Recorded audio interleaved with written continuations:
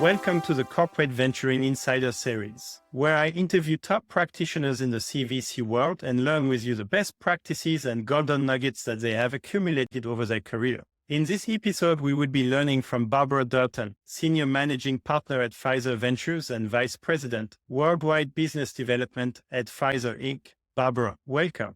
Thank you for inviting me to join you this morning. So Barbara, as I always start, I'd like to ask about your personal journey into corporate venturing.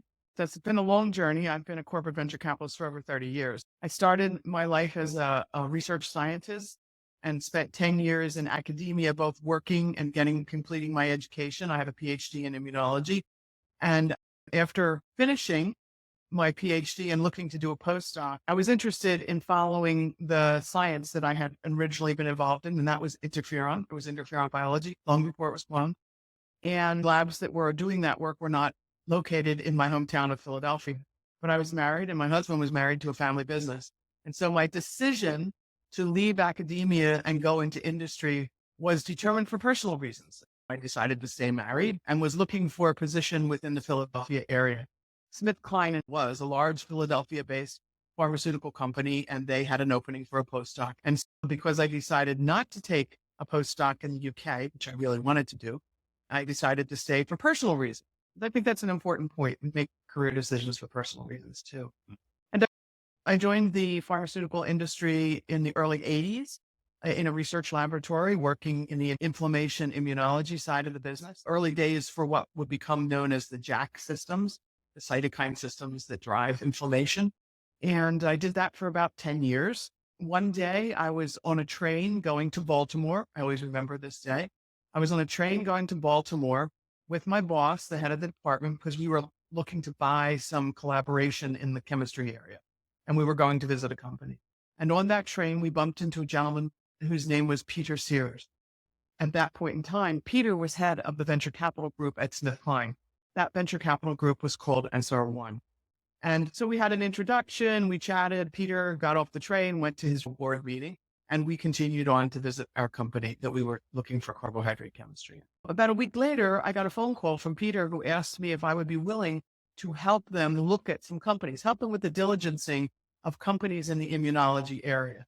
And I said, sure, I'm curious. As a scientist, I'm very curious. And I'd say, sure, I'd be glad to look at some companies and opine on the science. So I was helping the venture capital group due diligence for probably 2-3 years or something like that. When they had something that fell into my area, immunology, they'd give me a call and I'd take a meeting or review the slides and opine on what my thoughts were. And I got to know the group. It was a very small group. And then in the early 90s, I decided 20 years of laboratory work, it was time to move on and do something else. And so I started looking for other positions within then the SmithKline business side of the organization. And it's quite common for scientists to move into business development because we bring our scientific background to do the work of business development. And so I was looking at a position there and I did not know the hiring manager. And so I was diligencing the hiring, calling around and saying, what do you know about this guy? And I happened to call my friends over at SR1. I actually called Brenda Galvin, famous woman in the corporate venture capital world, who has unfortunately passed away a few years ago. And she said, oh, I don't know him, but you don't want to go there. You want to come here. You want to come work with us. And I said, I do. She said, yeah, you don't want that job. You want to come here and work with us. And I'm like, okay. She says, I'm going to have Peter call you. Come in for an interview. I'm like, all right. The outcome of that was I had a meeting with Peter and he explained to me at a very high level what venture capital was. While I had been doing diligence for them, I didn't go and research venture capital. I just did the science side of it. I never paid attention to the business side of it. And he said that we're expanding the group and we would like a scientist to join us. We have a business development professional. We have an accountant. We have a lawyer. We have a physician. We'd like a scientist to join us. And we've worked with you. And yeah, we'd like you to join the group. And I said, okay, I'll join the group. So one day I walked out of the lab and I walked into the venture capital group. Why? Because I had made a connection in a network 3 years earlier, not because I was driving to get that job. I never thought about it, to be quite truthful. It was because I found it interesting. I'm always very curious about science, what's going on. And so that started my career. A random event of bumping into someone on a train to Baltimore led into an introduction to the team, working with the team, and then eventually being hired by the team. After 10 years, I ended up running the group. We went through many changes and things like that and became GlaxoSmithKline and those sorts of things. But I thoroughly enjoyed it. I really enjoyed that switch. And now I had made the switch into venture capital as a member of a team. It was a very small team. I actually like that too. I like the small team that operated like a partnership more than being one person in a 5,000 person R&D organization. And the other thing that I liked about it is you were responsible for yourself. You weren't dependent upon the organization being successful. You were responsible for the work that you did. Peter did an excellent job of offering his time to me to train me. He said, we will work together until you tell me to go away. He said, we will go to all the meetings. We will do everything. And he would throw business plans at me and say, what do you think about this one? And then those days, business plans were actually documents. Everybody was taught how to write a business plan in business school, and they wrote business plans, and you sat down and you read them. And you quickly developed a way to review them, which was first go look at the people, find out who the people are. And I remember one of the first business plans that Peter gave me to read. I read it from cover to cover. Of course, you're a beginner. You don't know what to focus on. And when I got to the people that were involved, there was a group of strange people involved with this company. People who had no knowledge or no background in the science area, but who had name recognition. If I mentioned their names today, everybody would recognize them because one was an opera singer and the other was a general in our government too. So it was like, what are they doing there, et cetera. And it was the sort of thing where Peter said, yep, we pass on that one, that sort of a thing. So learning by doing, I believe it takes a couple of years, 3 years or so to really learn the venture capital world. So I was a corporate venture capitalist for SR1 for 10 years. At the end of those 10 years, there were some decisions made in the corporation post-merger. They couldn't decide whether they were going to go forward with SR1. Fortunately, they did. But the majority of us in SR1 decided to go to the private fund, which we had created during our time at SmithKline, particularly during the bubble, because it allowed us to tap other sources of money to make investment. The Glaxo organization didn't like that, and so we separated ways. And it was there that I received a phone call at one point in time, a few years later, from a headhunter who was looking for someone to lead Pfizer's Ventures. Now, I didn't know Pfizer at all. I knew that they were New York based, which is not too far from Philadelphia, in my hometown. And they were looking for someone to lead the group. And I thought, 10 years in one corporation, I ended up leaving the group before I left. I pretty much know what all the issues are going to be from a corporate perspective, because they're fairly common in the corporate venture capital world. We all suffer or benefit from the same issues. And so I said, yeah, sure, I can do this. This is something new and interesting. And it was also, let's come back to the personal. It was also a point in my personal life where my daughter was going to college. And so it was okay. I don't have to be home as much anymore. And I could spend 3 to 4 days a week in New York. And so that's when I started at my current job, which was leading the Pfizer Venture Group. And that was 16 years ago. And so I've had 2 major stints in 2 different corporations in the pharmaceutical business in working in running and managing corporate venture capital organization. And it's a circuitous path. I say that I'm a accidental tourist in my career, because if you think about it, when I graduated college, there is no way I could have said, I want to be a venture capitalist investing in the biotechnology community for a pharmaceutical company. You couldn't say that back then because the biotech community didn't exist and venture capital was it was mainly in its infancy at that point in time. So the learning I take from that is make sure that you're prepared for whatever comes in the future, because you don't know what it's going to be. My career has paralleled time-wise the biotech industry. If you think about what the Genentech's IPO in the end of the 70s, and I got my PhD at the beginning of the 80s, et cetera, I entered the business world at the time, at the very beginnings of the biotech industry, and which was started by venture capitalists, obviously, and has only grown since then too. But it's been interesting that nowadays kids graduate, go to college and say, I want to be a biotech venture capitalist. Couldn't do that if I started. But it's the whole thing is be prepared for what's out there and be curious. I think that's the most important thing. Actually, I think that's the golden nugget from your story, which is curious and being open. And I think you're very humble about the meeting in the train. There's no doubt that during that conversation, you must have shown interest, passion about the topic enough that you would get the call a week later. But also, it's also not luck. You got the call from the headhunter to say, no, you should come and apply because you had spent 2 to 3 years bringing value without an ulterior motive. You were genuinely giving value. So maybe you can speak to that. How important is it to bring value before you even have a goal? I think that's always progressing your career. For example, I could bring to the table at Pfizer my experience that I had before. I considered a toolbox. What tools do you have in your toolbox? What's that you're referring to value? What had you learned to get there?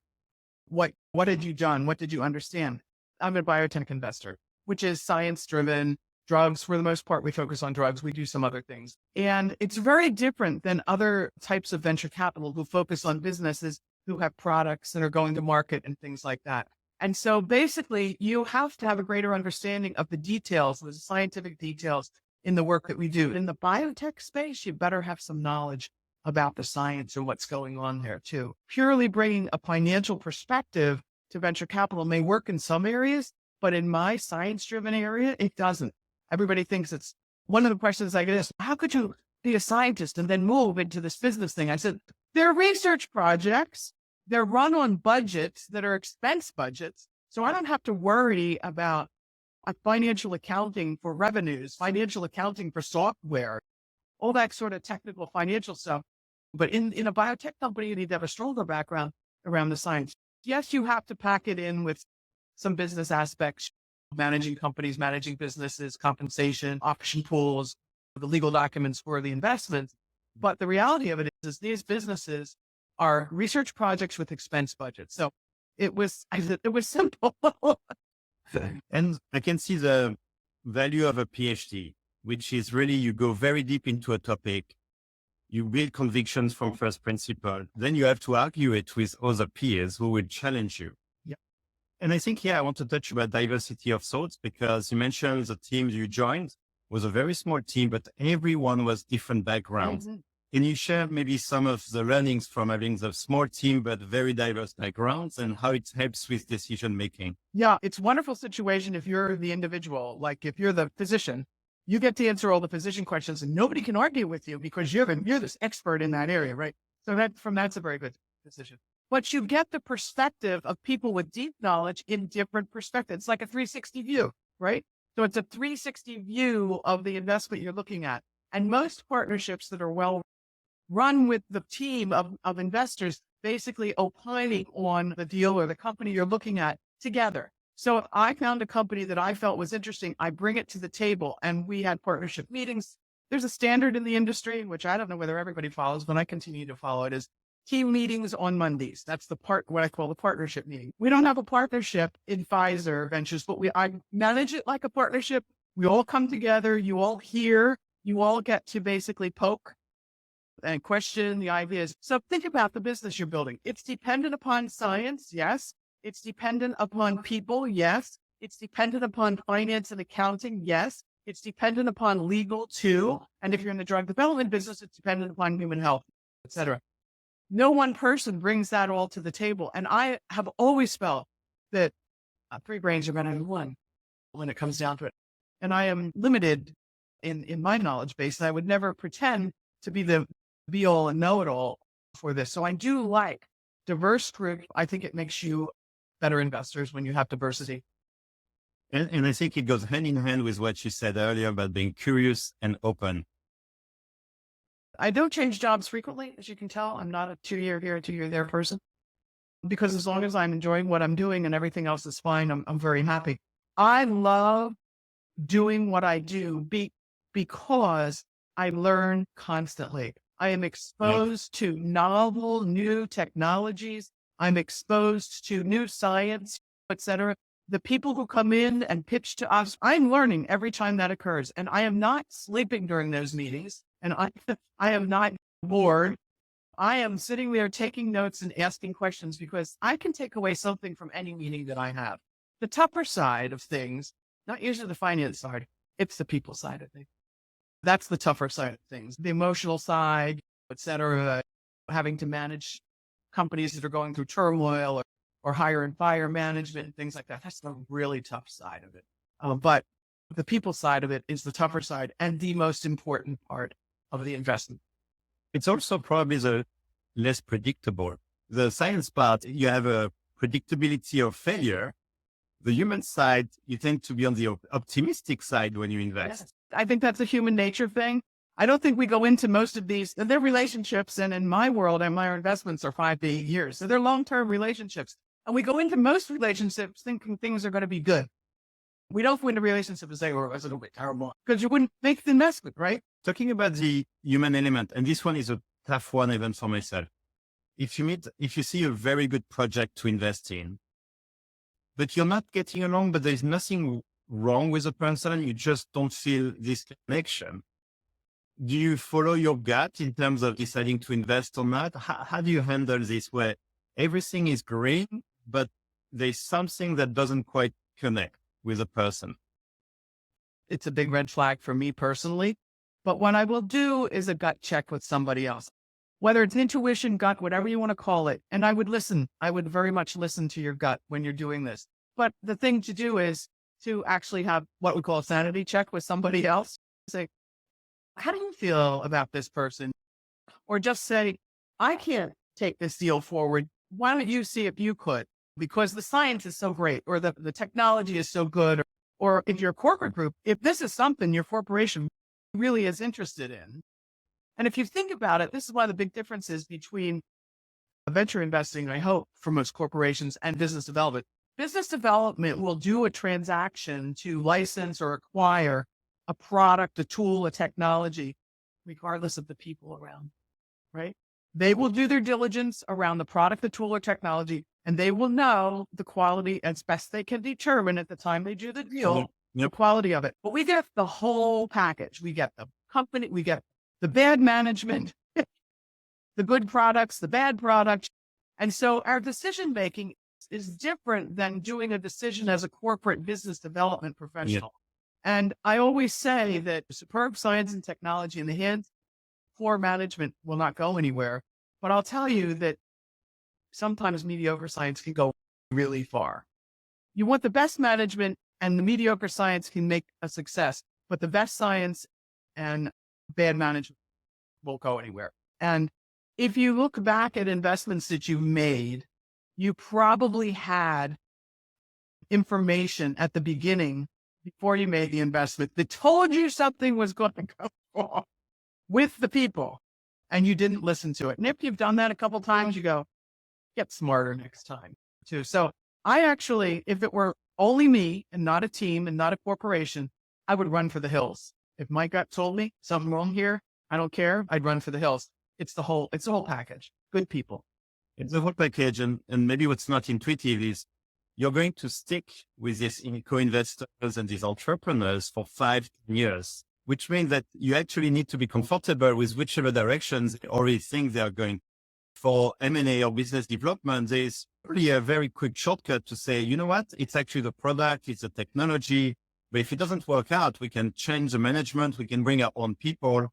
And therefore, it may not be about, are we okay with these people for the next 5 to 10 years? That's true. That's very true. And people equate it to marriages. Some marriages don't last 5 or 10 years. It comes down to it. These are very close relationships. You're highly dependent upon each other. And so the decision should be made very, very carefully. Very nice. I agree that relationships are so important. And it is nice, especially in the beginning, to have someone to know how to navigate these unknowns. Actually, I think it's very important because in venture capital, sometimes there is something that comes along that doesn't happen a lot, quite rarely. And so in our case, when we started TVK Ventures, we had Paul Holland, who was a GP for nearly 20 years at Foundation Capital, mentoring us. And I remember there was times where we would see something and you say, you know what, in the last 20 years, I've seen it 3 times. And that's what happened. There's no substitute to that when someone was being through it. I will tell you, I fall in that category today on AI and then health tech, et cetera. 3 times around, et cetera. Is it really here? Oh, you know, and everybody said every time around, yes, it's really here. Yes, this is it. This is it, et cetera. Okay.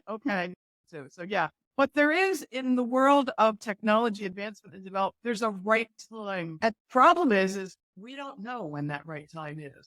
I think you have to mature in that view because there is a right time for things, only we don't know when that right time is. And if you really truly think it's very valuable and it did fail 5 years ago, it may be the right time now. So Don't be as narrow-minded as I can be some days. And we have the same today with clean tech 1.0 10 years ago, clean tech 2.0, and it's about understanding Yes. it's different. Is there something fundamental that says why now is now? And there's always a different flavor to it too. It's interesting if you've been around. That points to another thing that I think is quite valuable. And I don't know how much people do this, but when I first got involved in what could be called AI, it was big data or something like that back in the, oh my God, where was that? Back in the 90s or something like that. So I chose to attend one of the big data conferences, one of the major conferences too. I believe they were talking Greek as far as I was concerned. I didn't know anything, but I wander around and I listen to the conversations and I hear the application. And I also look to see what other pharmaceutical companies are there. So is this on the edge of pharma getting involved and pharma looking at it, et cetera? But it was not the right time for our industry to really grab hold. And it took some time. It took some years. But I really like to find an area like that and watch it. But there's an area that you really think is going to benefit your company, et cetera, and things like that. Monitor it. Keep track of it. So at Pipets Ventures, we have this preparedness concept, which is let's make sure that we know exactly what we wish to invest in. What are the KPIs we are looking at? We may not find anyone yet, but when it comes across, we would be so ready so fast. So I want to talk about recruitment. How do you pick people to join your corporate VC? And how do you find them? And how do you motivate them? I joined a group which was very small. I'll tell you about the hirings that I've done within the Pfizer organization. It was small, very small people. And then when someone left, I had to fill a spot. And it just so happened that someone I had worked with at SR1 and I had known for quite some time, who had the experience and knowledge, could come, join us, hit the ground running. Similar background to me, scientist by training, pharmaceutical industry, et cetera. And so I recruited that person to join the team. That was Elaine Jones to join the team. Then we had a remit to expand the group and we needed to hire 6 people because of some things the corporation was interested in having us do. One of those was because Pfizer was getting out of the neuroscience area. We were stopping all of our R&D in neuroscience, but there are people at high levels in the organization that felt it was important to keep an eye on that. Not like you were talking about an emerging area, but it's one, we can't do everything. And so the thought was, how do we keep touch with what's going on? Let's have the venture capital group continue to invest in that space. So that made it simple. We needed some neuroscientists in the group. So part of that hiring was to hire scientists who could bring knowledge to us such that we could continue to make investments in the neuroscience space, especially when we were depleting the scientists who were neuroscientists internally, to bring on people who had not a clue about venture capital. And maybe it has to do with my background, having had someone also bring me on board, having not a clue about venture capital and helping me train up in the organization. But anyway, that was my approach, mainly because I wanted their networks into the Pfizer organization. I wanted their technical knowledge, et cetera. But they all bring something different to the table than small companies. So if you only have small company experience, you should probably get some large company experience too. And you need both to be the best of both worlds. So I chose purposely to hire people who needed to be trained, and the 3 experienced people paired up with the new people and worked to bring them up to speed. 5 years later, they're all card-carrying venture capitalists who know what they're doing, et cetera. Every now and then, something new will come up that they haven't dealt with. Right now, we're looking at doing a little bit of fund investing, and not everybody has invested in a fund. And I've made sure that the members of the team who haven't had that experience can get that experience. And so I share the wealth of throwing people into that. I think your own experience, which is you had never any intentions to do venture capital, you were a scientist, then you learned everything from your peers. That allowed you not to have any filter for who you were going to recruit next. Yeah, I guess maybe it did influence it. This is such a golden nugget, explained so well. I still want to ask, what's your hope for corporate venturing in the next 30 years or even 10 years? What could we do better for helping out on corporate venturing? I will say it's been happening over time in that venture capital has become a part of most corporations. However, when there is a management change or when there is a merger, one of the areas that suffers probably the most is the venture capital group, in that somebody decides to change the objectives, which throws a lot out the window. For example, you have many times corporations which need to save money and they're having across the board cuts, and large organizations are taking 10% haircuts. If you're a group of 5 and you have to take a 10% haircut, you're going to lose a person. And you have to take those things into consideration. I will say the one thing that I think that I could have done better in the years that I've been involved was more internal PR for my group. And that's a little bit of a balance.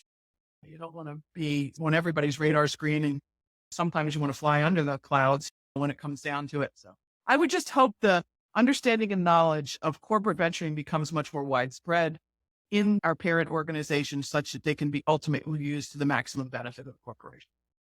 Barbara, I think you are helping with this interview by sharing all your best practices and insights of 30 years of corporate venturing. So thank you. Thank you very much for having me. I very much enjoyed talking with you and sharing my knowledge and learning something in the process too.